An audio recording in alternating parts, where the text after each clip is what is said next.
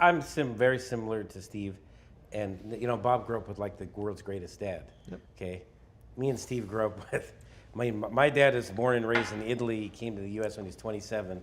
My dad is a real tough guy to deal with. My dad's an Italian, like a real Tony Soprano type Italian. Yeah, my dad too. And so I knew his dad the same way. So when you have a father that's very hard on you and you're always a loser, doesn't matter what you do, I could do nothing until maybe the last 5 years of my dad's life that he ever gave me any credit for.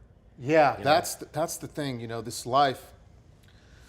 A lot of great things happen, a lot of tragedies, but even the tragedies, I've been able to see a silver lining from.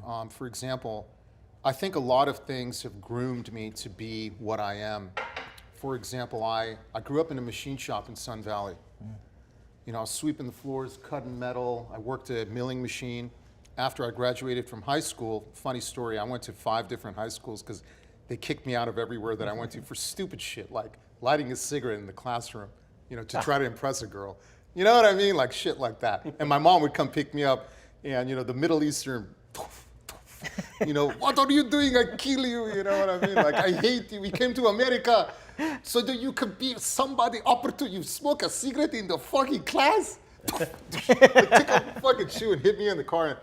And anyway, but when I graduated from Crespi, which took me in for my last year of school, everyone's walking on the stage and, they're reading Brown University, Dartmouth, Harvard, Stanford, Berkeley, Gonzaga, all these different, Duke.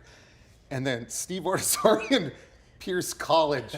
Dude, I tell you, when I got in the car to drive home, my dad, just fucking just sitting. I thought he was going to be proud of me. We're supposed to go to Buca di Beppo on Ventura Boulevard and have like a night. That was our celebration place when I came out here for Yeah, that didn't happen. Oh. Instead, I got in the car and my mom was there and I sat in the back. I'm like, we going? And my dad was so pissed he just drove home. Wow. He was so pissed. I don't blame him. Listen, man. No chicken. No, but it shouldn't be that way. But I remember I went to small high school in Pittsburgh, and it was like everybody went to either community college or armed forces or like a local college. Okay. But it was a different. My brother went to like a university in D.C. But dude, that's fun. I mean, these kids were good kids. They studied for the LSAT or the SAT rather. Too much pressure. They studied hard. I think now kids, like, who gives a fuck? I was thinking about homeschooling my kids. Like, who wants to put the pressure on kids? Who gives a shit? They're supposed to be kids. But let me tell you, it shouldn't be that way. Let me tell you, it shouldn't be. I look at my kids now, and I can't, I could never even think about, even raising my voice too much. Yeah. I mean, I do. Hey, don't do that, But the way that my dad treated me and raised me really shaped the person that I am today.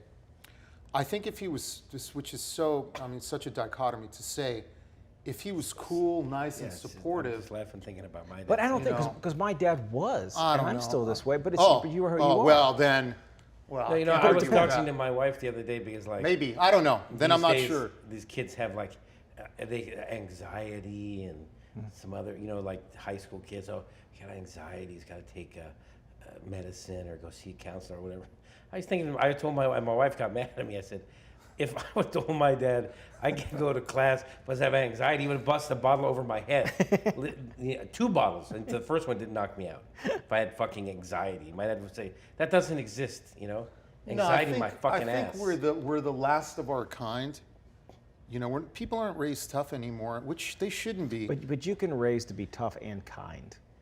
I believe that. That's what I would try to do. But that's what you do. Like every day, when I drop my kids off for school, I say, be a leader. Ask your friends what they want to do first and go to the playground, but be the leader, right? Absolutely. You can still do but it's all parenting. Like if you are present with your, Mario, we talk about this all the time. We're there with our kids. You have little kids too, man. We're there. I have 2 girls and 3 girls, boy and a girl. Love, sensitivity, patience, kindness, support. Support's the biggest one, where you cheerlead your kids. I wish I would have had a little bit of that. Yeah, I don't know what it would have done, Bob, but that's what I do now. I don't. But thankfully, we're in a place where our kids are going to be all right.